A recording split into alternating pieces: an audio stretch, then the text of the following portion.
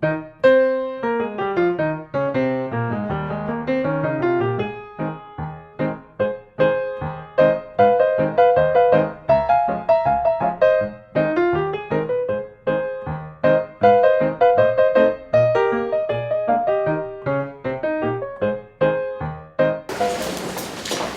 오늘 굉장히 질문이 많을 것 같은데요. 근데 주제가 많은 분들이 관심 있는 주제여서 일단 제가 몇 가지 질문 드리고 그다음에 저 사전에 저희 포스트잇에 질문을 좀 받아놨는데 그 포스트잇에 있는 질문을 몇 가지 드리고 또 현장에서 질문을 받는 그런 순서로 진행을 하겠습니다.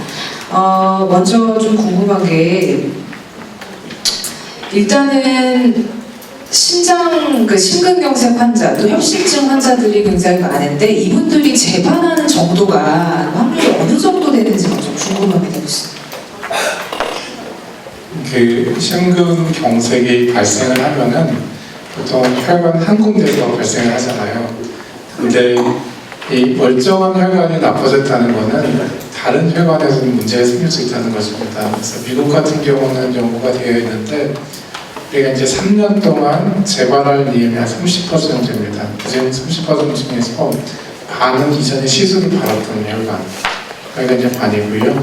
다른 반은 다른 혈관에서 이제 생깁니다. 그래서 이제 미국은 30% 정도 됐는데 우리나라가 생각보다 관리가 훨씬 잘 됩니다. 그래서 우리나라 사람들이 약도 잘 드시고 특히 보험이 좋기 때문에 우리나라 사람들에서 이제 보험이 없거나 병원을 못 가서 이제 약을 먹는 사람들이 없잖아요. 그렇기 때문에 저희 생각에는 정확한 발병률이 좀 나와 있지 않죠. 10% 정도로 생각하고 있습니다. 그래서 미국에 한 분의 정도 되지 않을까 라고 생각하고 있습니다.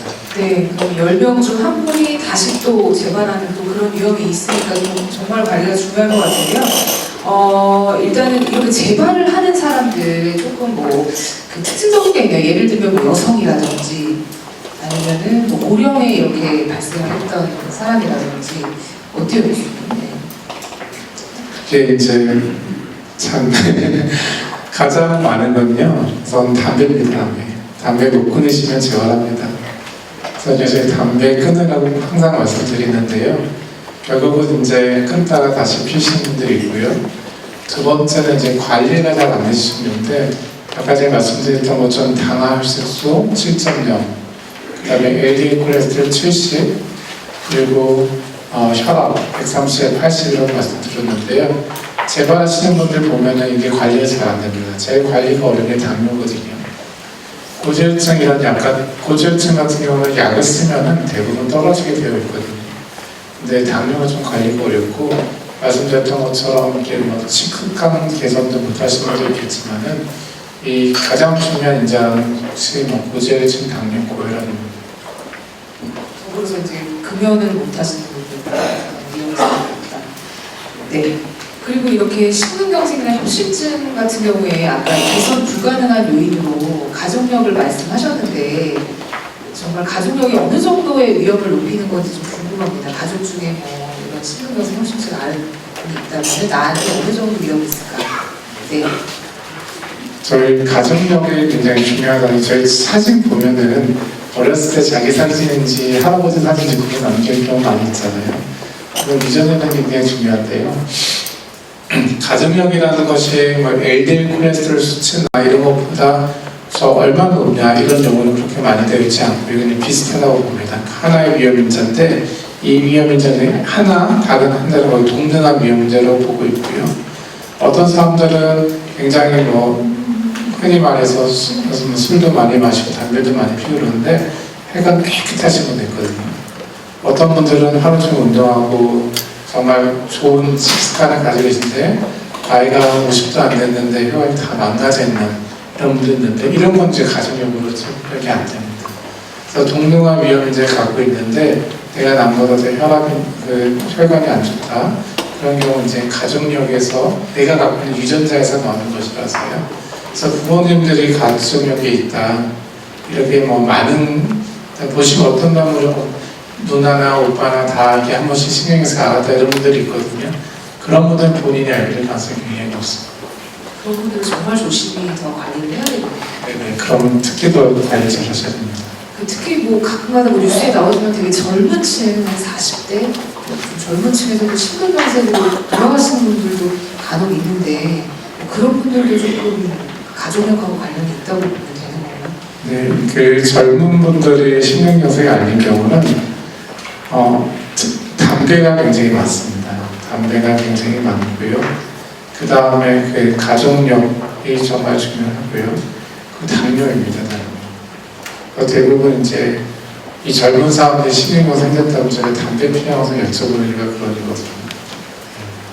네, 그러면 저희가 포스트잇에 있는 질문을 좀 보겠습니다.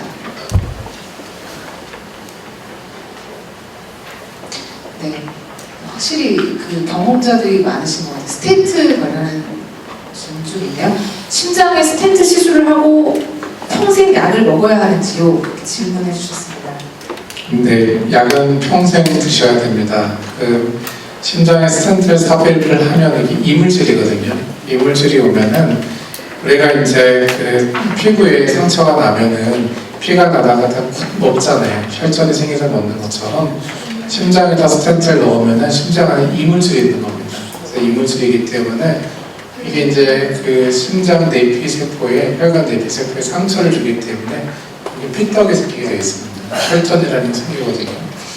옛날보다 지금 스텐트가 굉장히 좋아졌기 때문에 이 내피 세포가 이제 다 상쾌하다 그래갖고 그 스텐트 넣은 데가 다시 이제 세포로 자라고 있지만은 그래도 이런 사람들은 혈전이 생길 가능성이 그렇지 않은 사람들 높습니다. 그래서 초반에 굉장히 높기 때문에 첫 6개월째 1년째는 약을 2알 이상 드시라고 하거든요. 이렇게 아스피린이랑 클로피드, 플라빅스 뭐 이런 약인데요.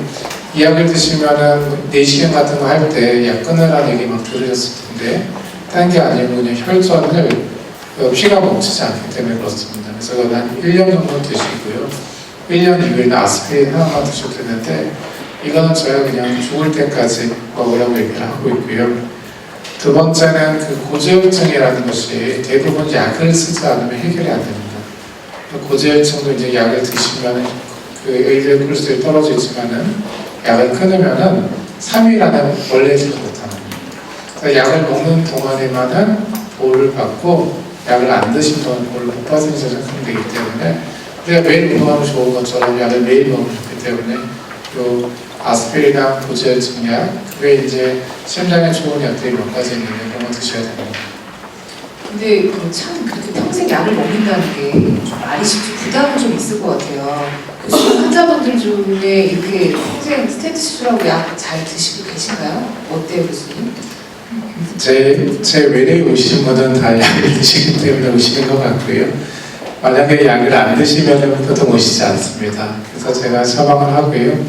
약을 안 드리면 어떻게 되냐 하면 이렇게 특히 젊으신 분들이 약을 잘 안 드릴 수가 있는데요. 그런 분들 재발해서 오십니다.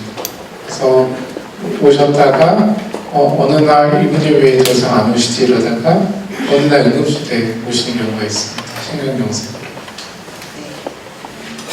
다른 질문인데 주기적으로 조영술, 아까 관상동맥 조영술 말씀하신 것 같은데 이 조영술을 검진 목적으로 하면 좋은지요? 질문이 있습니다.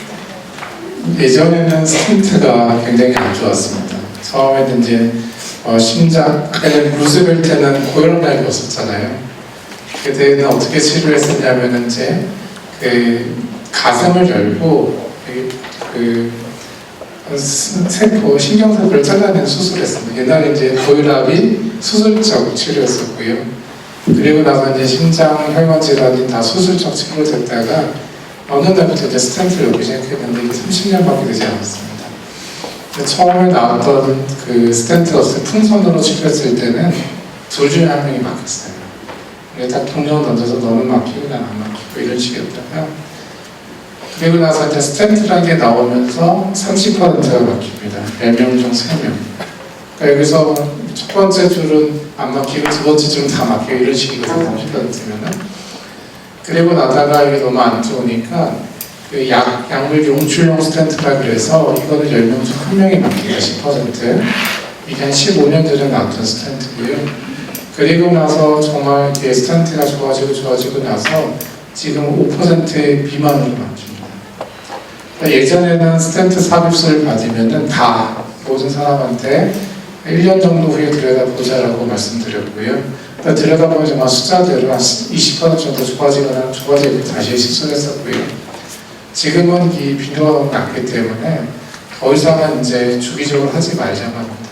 그래서 더 이상 하지 않는데 그래도 하는 이유가 있는데 어떤 사람들이냐면은 저희가 실수를 하면은 굉장히 병이 심해갖고 스탠드 어렵게 놓으신 분들이 있거든요. 이런 분들은 재발을 잘합니다.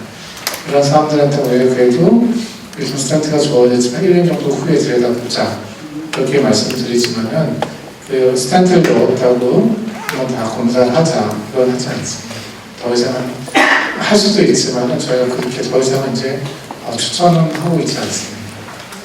되게 어렵게 스텐트 시술을 한 분들에 한해서 좀 정기적으로, 주기적으로 이렇게 좀 난상봉변 조혈술을 한다. 네, 딱 한 번만 하면 주기적은 아니고요. 한 번만? 네. 뭐 1년이나 2년 주치에 한 번 더 하는 거예요? 네, 딱 한 번만 합니다.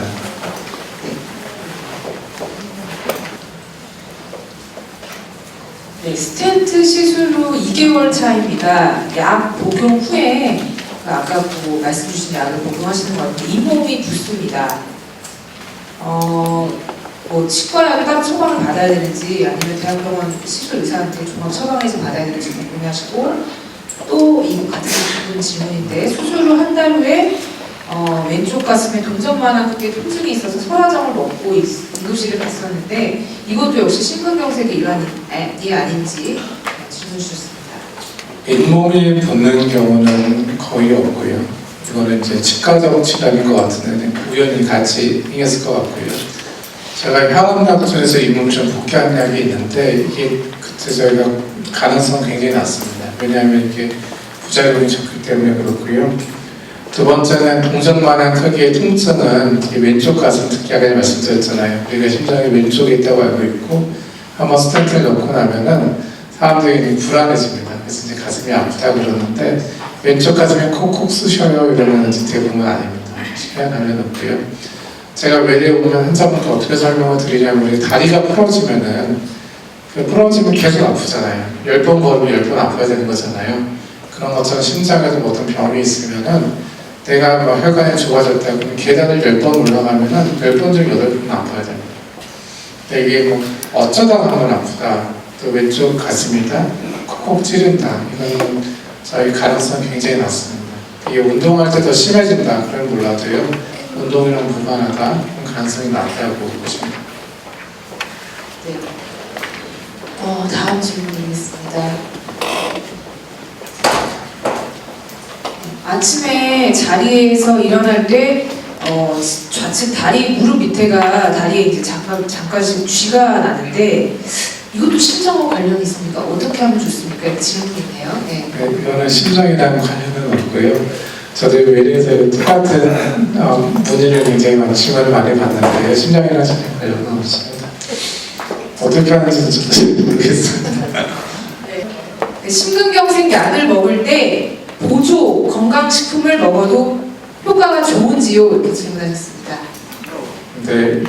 오메가3 얘기도 해주셨는데 건강 보조 식품은 말 그대로 식품입니다. 식품. 그래서 어떤 식품이 효과가 입증이 되면 이 약으로 팔거든요. 약으로 팔면 보험도 되고 더 많이 팔 수 있기 때문에 약으로 팔습니다. 그래서 보조 식품 자체가 식품이라서 이게 효과가 있는지 없는지는 아무도 모릅니다.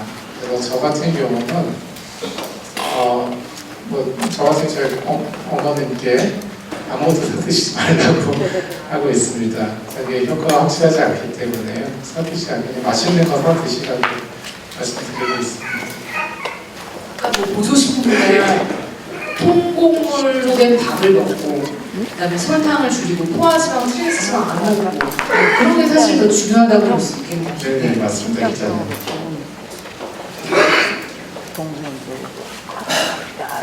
이거를 하나 네.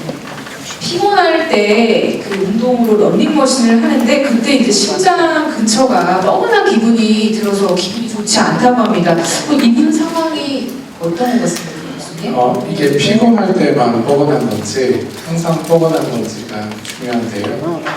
이렇게 운동할 때 뻐근하고 쉬면 좋아진다. 전형적인 협심증이기 때문에 이런 경우에는 검사를 받으시는 게 좋을 것 같습니다.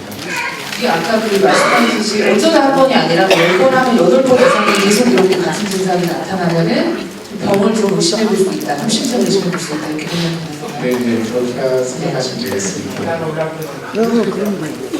계단 올라갈 때만 그러실 때 같은 얘기입니다.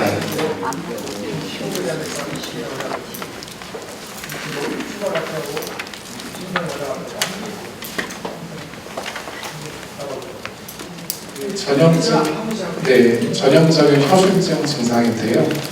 평소에는 괜찮다가 이게 오르막에 가면은 계단 올라가면은 제가 심장의 변동 쪽에서 훨씬 많은 근육을 쓰게 되거든요. 다리 근육, 근육을.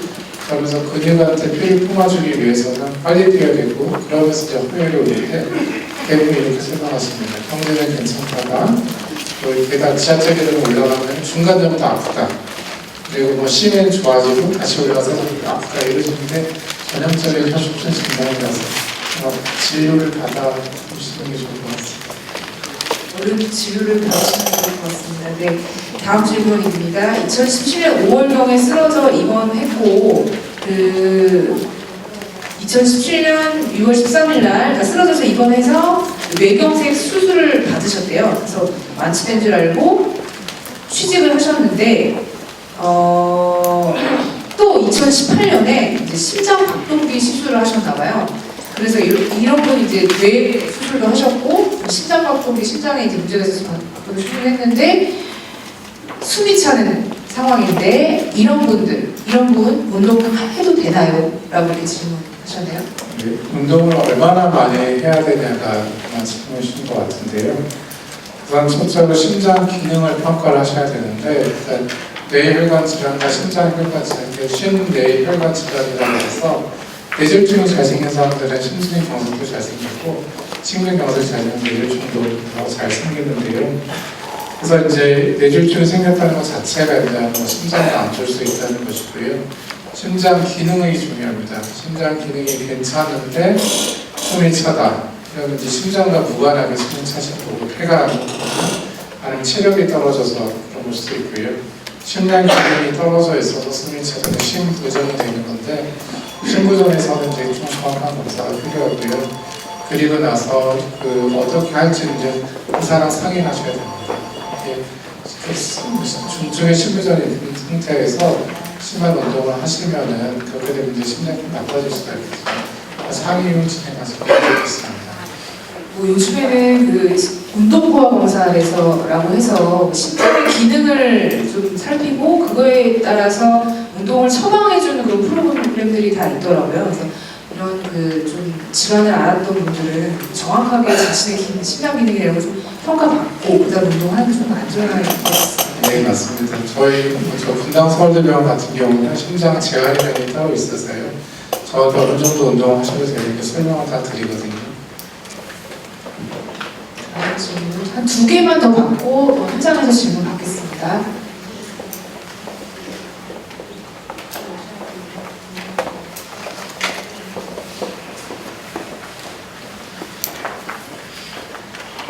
지금 다 공통된 질문들이 아까도 있는데 스텐트 시술 후 10년차 복용, 약을 복용하고 있고 지금 12년차 약을 복용하고 계신데 이거 괜찮은 건지 부작용은 안 나타날 건지 이거 궁금해 하시네요.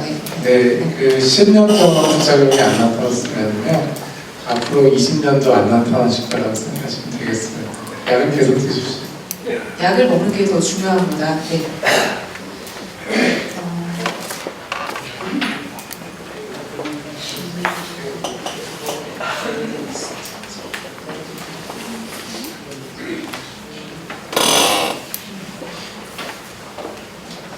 네, 마지막 질문 드리겠습니다. 스텐트와 또 관상동맥 우회로술 어느 것이 장기적으로 효과가 더 좋은지요? 라고 이렇게 질문 주셨습니다.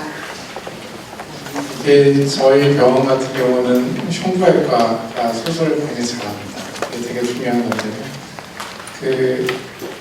흉부외과 수술 잘하면은 이게 자기 관상동맥 우회술 같은 경우는 내흉동맥이라고 있는데 내흉동맥은 왼쪽 쇄골에서 쭉 내서 배꼽 옆으로 지나가는 건데요. 이게 사람은 필요가 없습니다. 이게 동맥이거든요. 동맥보다 좋은 건 없습니다. 그래서 이 동맥을 심장에 있는 수술이 이제 관상동맥 외술이라는 것이거든요. 그래서 내 몸에 있는 동맥이 있기 때문에 가장 좋은 거고요. 수술이 어렵습니다. 이게 수술을 매일 하지 않으면은 수술이 어렵기 때문에 이렇게 작은 병원들에서는 저희가 먼저 하루에 3명씩 이렇게 수술을 하지만 작은 데는 하루 종일 한 사람당 수술하는데 굉장히 안 좋을 수밖에 없거든요. 큰 병원에서는 수술이나 시술이나 환자가 받는 부담이 같다라고 저희가 설명을 하고 있고요. 두 번째는 스텐트가 중요한 그 동맥이 좀 당연히 동맥이 좋습니다. 동맥 아까 전에 말씀드렸던 것처럼 그 스텐트는 1년 동안 열려있는 거예요. 1년 동안 스텐트 괜찮으면 약간 10% 정도 말씀드렸잖아요. 90%가 괜찮다, 10%가 제일 협착 좁아진다는데 관상동맥은 단위가 10년입니다. 10년 동안 이게 막힐 확률이 10%, 그러니까 뚫려있으면 90%이기 때문에 관상동맥이 수술 자체가 시술보다는 좋을 거다라고 지금 저희가 알고 있는데 최근에 스텐트가 너무너무 좋아졌어요. 말씀드렸던 것처럼 옛날에 30% 막혔던 게 지금 0.5, 저희 병원 3%밖에 안 되거든요. 이렇게 좋아졌기 때문에 이게 단순 병명 같은 경우에는 스텐트가 이 수술에 비하여 그렇게 열등하지 않습니다. 그다음에 환자분 혈관이 복잡하다, 혈관에 여러 군데 병이 있다, 그리고 이제 당뇨도 있다. 그럴 경우에는 수술이 시술보다 좋다는 게 입증되어 있습니다. 그래서 저희가 아까 전에 말씀드렸던 것처럼 저희가 이제 누구는 수술을 보내고 누구는 시술하자 이런 거를 따지는 거거든요. 혈관에 얼마나 복잡한지 병을 따져갖고 수술이 더 좋을 것 같습니다. 추천을 하는데요. 그래도 이제 수술을 안 하시는 분이 있으면 그럼 저희가 시술을 해드립니다. 시술을 못하는 게 아니라 해드리는데 또 재발이 생기는 게 수술합시다 이렇게 설명을 하고 있습니다. 환자 입장에서는 시술이 아무래도 부담이 덜하니까 원하실 것 같아요. 그렇지만 아까 혈관이 좀 복잡하고 여러 군데 막혀있고 이런 분들은 수술이 불가피한 경우도 있는 거고 또 수술이 여러 장점도 있네요. 네. 할 때 힘들어서 그렇지 하면 자, 여러분 혹시 질문 있으신 분 있으세요? 네. 제가 서울대 수학인과 11년째 양성적으로 저는 원래 승담배를 전혀 안 하고 지금까지 이제 대학을 안 했고 운동을 아침에 저기 죽고 나가고 이제 그 인천에서 기병원에서 실패를 해가지고 서울대병원에서 김효수 교수님한테 11년째 약을 복용하는데 제가 지금 그 아침에 조기에 나가서 꼴차도 하나가 무슨 뭐 두근거림이라든가 떨림 이런 게 없고 궤장도 좋고 이제 제가 저기다 질문을 했는데 몇 번 11년째 지금 약을 복용을 하고 있는데 대체 언제까지 안 먹어도 되겠는데 지금 매일 조기에 나가요 지금. 그런데 언제까지 대체 이 약을 먹게 술 담배도 안 먹는데 약을 좀 끊어주면 좋겠는데 아니 끊으면 안 되시고요. 계속 끊으면 안 되시라고. 드십시오. 약을 계속 드시는 게 좋습니다. 11년째 먹었으면 됐지 더 이상 얼마나 더 먹냐. 11년째 드시고요. 그때 한번 먹어보십시오.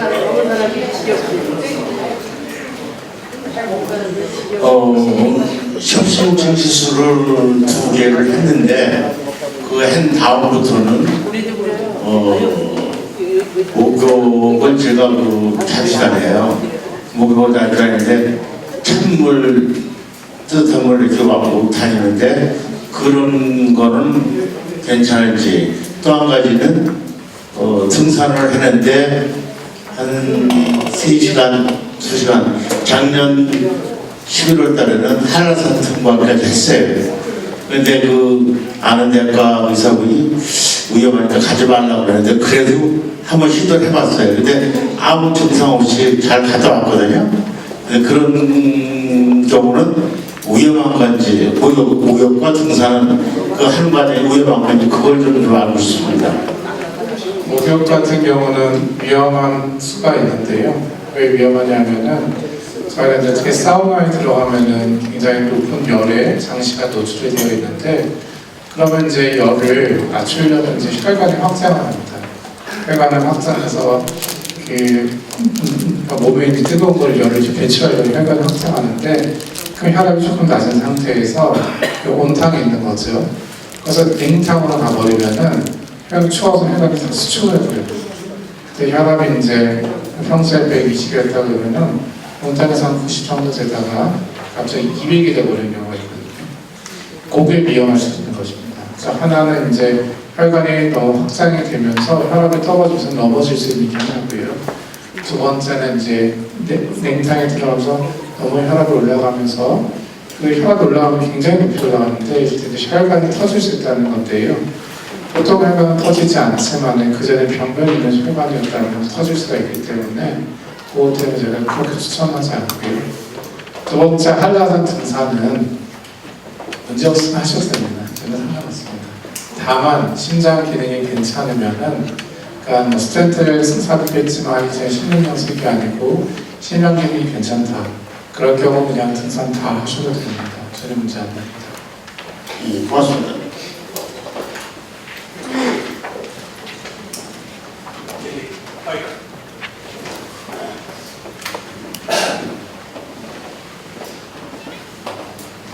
저는 75세고요.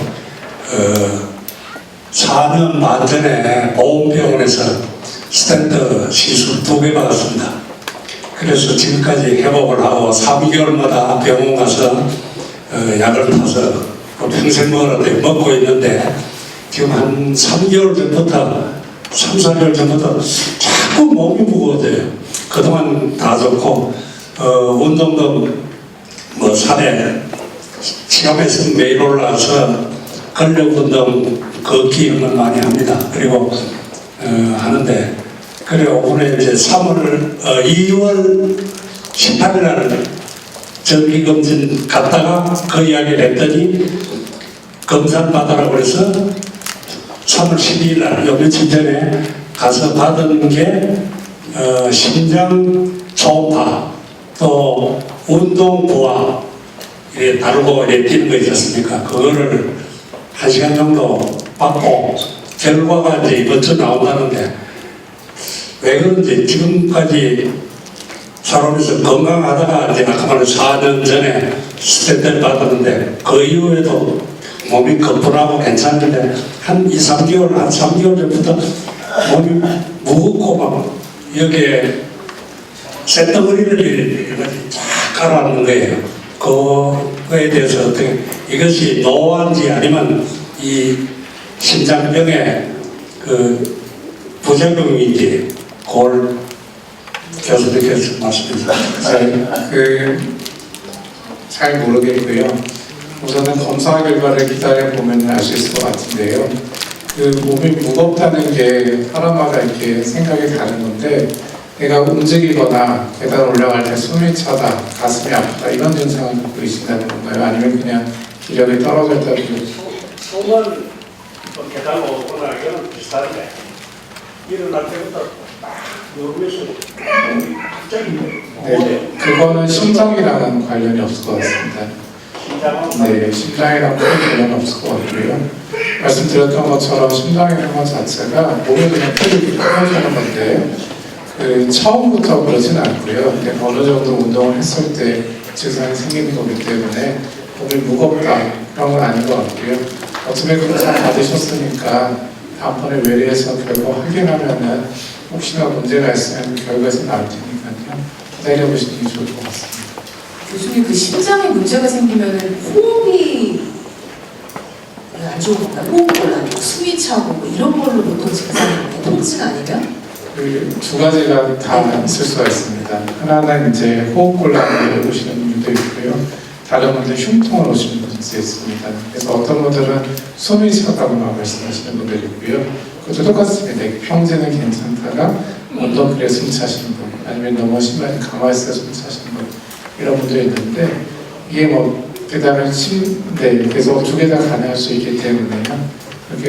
그렇게 해서 판단하시면 되겠습니다. 저기 빨간 거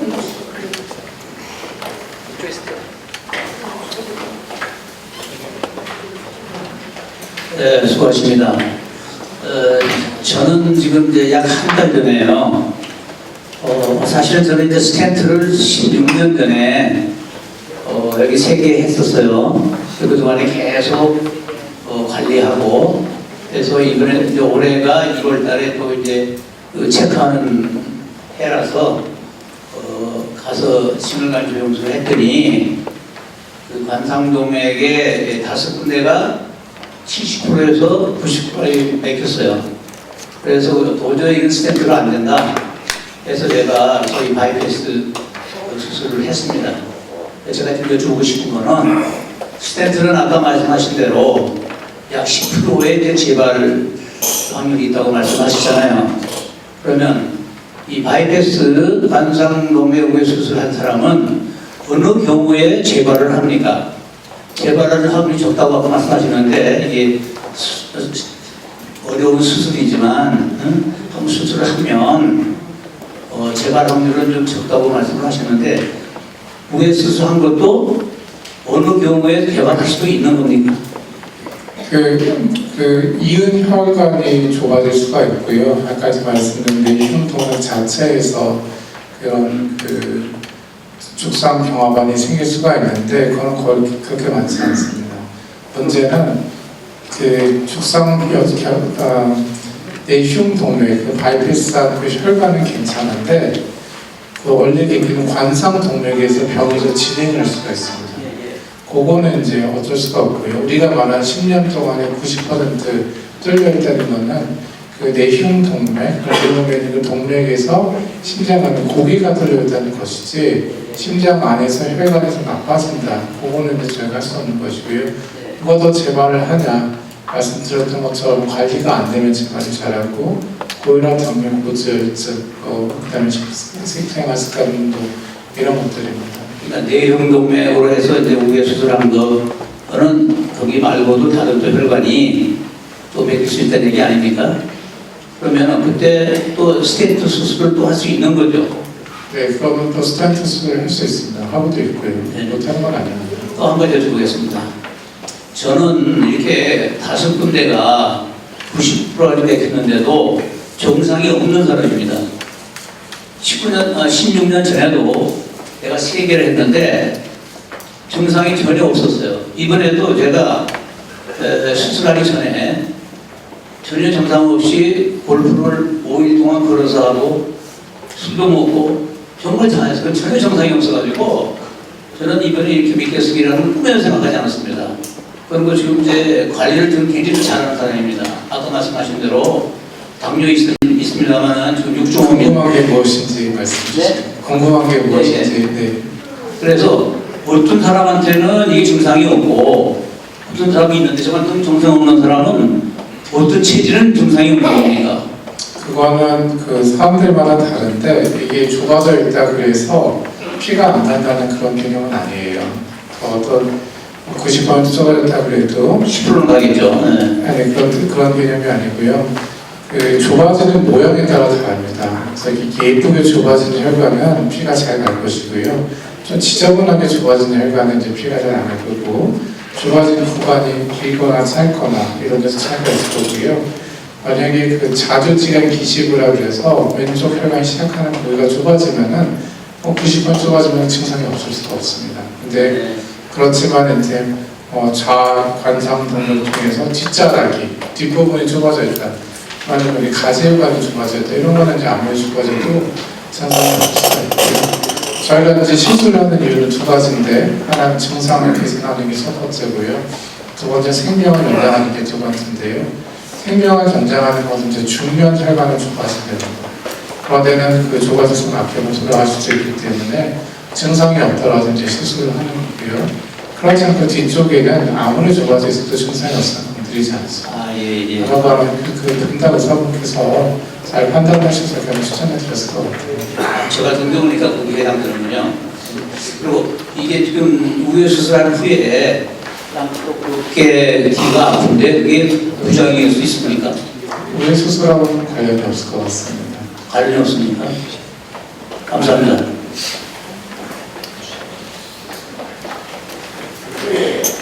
요즘 5월 9일에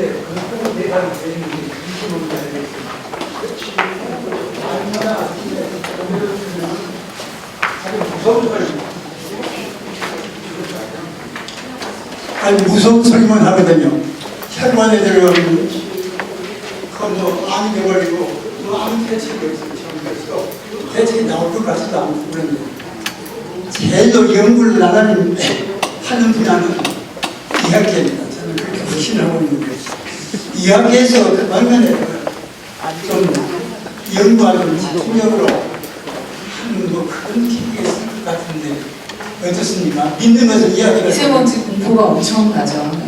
저도 궁금한 부분이는 무슨 생각이 드는지. 사실 저도 궁금합니다. 온 국민의 대상이 되어 있지 않습니까? 이게 지금 미세먼지라는 것이 지금 저희가 이제 이슈화가 된 지 얼마 안 됐잖아요. 그리고 이제 연구를 할 수 있다는 것은 저희가 이제 연구라는 것은 미세먼지가 노출된 사람, 노출되지 않은 사람, 이 사람들 얼마나 오래 사냐, 그 사람들 얼마나 오래 사냐 이렇게 연구를 하는데요. 지금 우리가 다 같이 노출이 되어버리기 때문에 연구가 어렵습니다. 그래서 지금 하는 연구들 중에서 어떤 것들이 있냐면은 미세먼지가 굉장히 많았던 날에 또는 다음 날이나 일주일 내에 신호인식이 얼마나 많이 생기냐, 신부전이 얼마나 많이 생기냐 이런 거 보면은 확실히 올라갑니다. 확실히 미세먼지가 있었던 날 당일은 아니라도 토요일 내에 이런 병이 굉장히 많이 생깁니다. 그 이유로서는 염증도 많이 만들고요. 미세먼지가 만들어서 미세하게 되는 혈관 안에 들어가서 저희가 뭐 당뇨가 왜 그 병을 만들기, 당뇨가 혈관에 염증을 만들게 되는 생기는 거고요. 혈압도 혈관에 염증을 만들게 생기기 때문에 당연히 미세먼지는 나쁜 걸 갖고 있는데 지금 갖고 있는 그 저희 연구 결과들은 미세먼지가 나쁜 거를 미친다까지는 되어 있고요. 두 번째 막을 방법이 없어갖고요. 또 후속 연구들이 후속 연구도 있어서 결과가 나오면 조금 더 이해를 할 수 있을 거라고 생각합니다. 저희는 문제로서는 거의 다 산 사람이니까 아니 젊은 사람들이 이거 어떻게 하나 생각하면 겁이 붙어요. 이거 어떻게 하나 문제로서는 마스크를 쓰는 방법밖에 아니 정부가 무슨 대책을 너무 가지 않아요. 대책 없어. 그러면 남자가 겁나는 소리만 합니다. 네, 저희 시간 관계상 한 분만 더 받고 네. 예, 오늘 강의 고맙습니다. 제가 10년 전에 분당병원에서 스턴트 2개를 띄웠습니다. 근데 약은 그동안 한 1년 이상 여기 분당까지 왔다 갔다 하면서 했는데 지금은 동네에서 약을 받고 있습니다. 근데 당화 혈색소가 6.5까지 지금 올라갔어요. 근데 줄였다고 했는데는 좀 내려갔다가 올라갔다가 하는데 아까 어디서 7까지 말씀하셨는데 약을 먹어서 6.5 밑으로 낮추게 됩니까? 내 나라가 노력해서 6.5로 이하로 낮추려고 하는데 그렇게 해도 가능한지요? 그리고 또 하나 아까 그 말씀하신 것 중에서 심장이 이렇게 뛰면은 씩씩 이렇게 말씀하셨는데 제가 사실 누워 있으면은 조용할 때는 이 뒷골에 그런 소리가 들립니다. 그랬을 때 목을 앞으로 제낀다든지 옆으로 돌아둔다든지 그런 없어요. 그 소리가 안 들려요. 그런데 이러한 것도 이 혈압이라든지 이런 것에 연관이 되는 건지 한번 여쭤보고 싶습니다.